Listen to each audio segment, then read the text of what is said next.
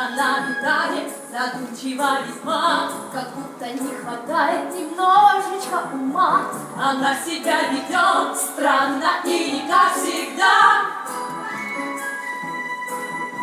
мечтает постоянно о чем-то не о том, и стала как-то странно повиливать хвостом. А вот что вот-вот может случиться беда.